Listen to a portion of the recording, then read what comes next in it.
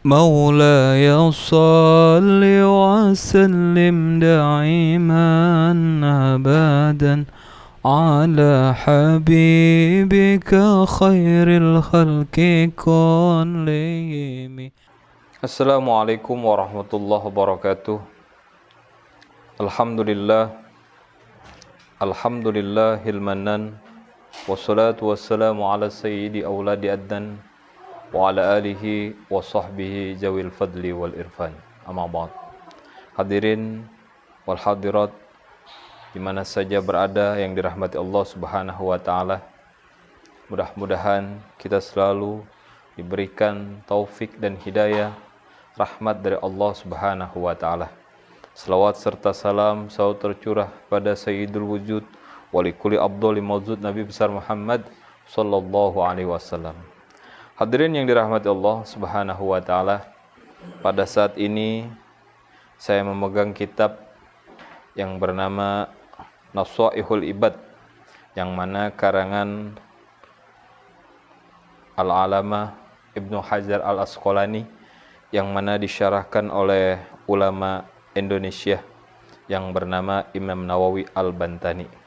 Mudah-mudahan dengan kita membuka kitab ini, Allah berikan keberkahan pada kita, dan Allah selalu memberikan taufik dan hidayah pada kita di mana nasihat-nasihat yang akan kita baca ini. Hadirin yang dirahmati Allah Subhanahu wa taala, di dalam kitab Nashaihul Ibad, di mana pada maqalah Rabi'ah qala Umar radhiyallahu an, innallaha katama sitta ay min khasal bisita min asya. Telah berkata Umar radhiyallahu an, sahabat yang dijuluki Al-Faruq, sahabat yang bernama Umar bin Khattab, beliau berkata, innallaha, sesungguhnya Allah Ta'ala katama, menyembunyikan sita, 6 perkara, min hisal, yaitu dari perkara-perkara, pisyita, di dalam 6 perkara, yaitu 6 macam.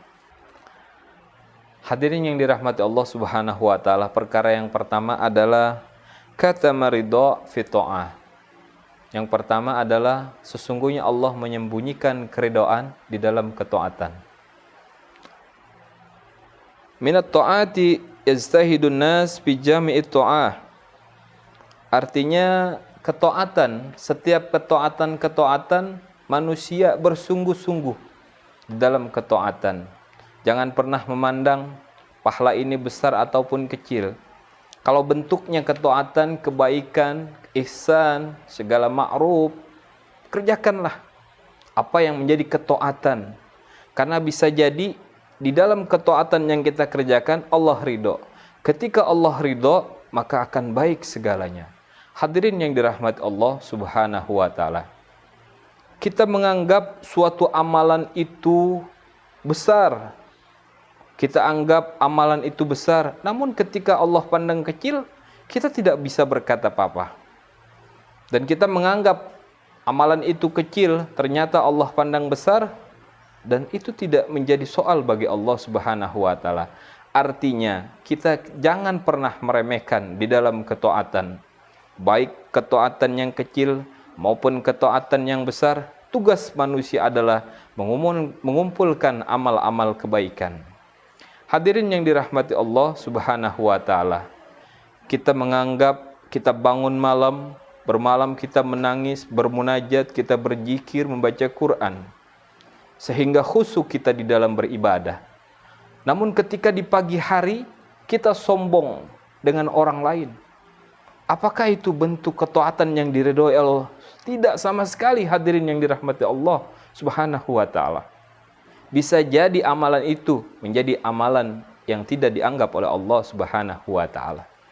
Bagaimana kalau amalan ini dianggap oleh Allah? Kita kerjakanlah dengan ikhlas segala ketaatan. Dan kita jangan pernah menganggap remeh setiap amalan-amalan Setiap ketaatan, setiap ibadah. Ketika Allah perintahkan kita sholat, sholat kerjakan. Ketika Allah perintahkan puasa, puasa kerjakan. Ketika diperintahkan untuk bermuamalah dengan orang lain, kerjakan bermuamalah. Ketika diperintahkan kita berbakti kepada kedua orang tua, kerjakan. Ketika diperintahkan kita untuk taat kepada ulama, dekat dengan ulama, kerjakan. Ketika kita dituntut untuk menuntut ilmu agama, kerjakan. Ketaatan-ketaatan itulah yang harus kita kerjakan. Hadirin yang dirahmati Allah Subhanahu wa taala. Jangan menganggap pernah remeh amalan-amalan ketaatan. Hadirin yang dirahmati Allah Subhanahu wa taala. Ada suatu kisah di mana seorang sufi yang bernama Abu Bakar As-Sibli. Abu Bakar As-Sibli adalah seorang murid Imam Junaid Al-Baghdadi. Beliau adalah pemuka besar di dalam tokoh sufi. Yang mana Abu Bakar As-Sibli adalah seorang yang sufi dahulu, adalah seorang pembesar. Yang mana ketika dia taubat, ditinggalkanlah pakaian dunianya. Dia beribadah dengan ibadah sejadi-jadinya ibadah. Dia dekat pada Allah. Dia bertakarub pada Allah, bertajali pada Allah Subhanahu wa taala. Namun ketika beliau meninggal, hadirin yang dirahmati Allah Subhanahu wa taala, ada yang memimpikan bertemu dengan Abu Bakar As-Sibli. Ditanyakanlah tentang keadaan Abu Bakar As-Sibli di dalam kuburnya. Sahabat bertanya, "Wahai Bakar As-Sibli, apa yang kau dapatkan di alam kubur ini?" Lalu Abu Bakar As-Sibli pun menjawab, "Telah datang rahmat kepadaku menanyakan, ya Abu Bakar As-Sibli, mengapa engkau aku berikan pada hari ini suatu derajat yang tinggi?" Abu Bakar As-Sibli pun menjawab, "Mungkin karena aku meluluh ibadah, aku beribadah, mungkin hajiku sering menuju Baitullah berkali-kali." Tidak. Kemudian Abu Bakar menjawab, "Mungkin ketaatanku mengerjakan ibadah bangun malam." Tidak juga. Mungkin aku sering berbuat baik atau rajin bersedekah, tidak juga. Lantas dengan apa aku tidak tahu? Ternyata Abu Bakar As-Sibli diberikan suatu kelebihan yang mana Allah ridho adalah perkara suatu ketika, ingatkah kau Abu Bakar As-Sibli, pada saat itu suasana yang sangat dingin mencekam, dingin yang menggigil di kota Baghdad, yaitu Basrah, yang mana pada saat dingin yang mencekam itu engkau melihat seekor kucing yang sedang menggigil. Lalu kucing itu kau ambil, kau taruh di sebuah jaketmu. Akhirnya hadirin, jaket itu sangat tebal sehingga kucing tersebut selamat dari hawa dingin, sehingga dia selamat, dia bisa hidup kembali. Artinya kucing itu selamat. Nah, itulah Allah tinggikan derajatnya Abu Bakar As-Sibli.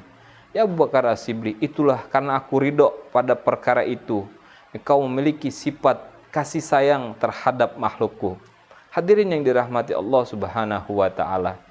Ketika Allah ridho kepada ketaatan, kepada ibadah kita, carilah terus ketaatan-ketaatan yang Allah berikan pada kita. Jangan pernah merasa, kalau saya pergi ke masjid mungkin saya akan sombong, lebih baik saya sholat di rumah. Jangan seperti itu. Mungkin suatu saat kita sholat berjamaah, kita tidak ada rasa sombong, maka kerjakanlah itu. Disitulah Allah ridho kepada kita.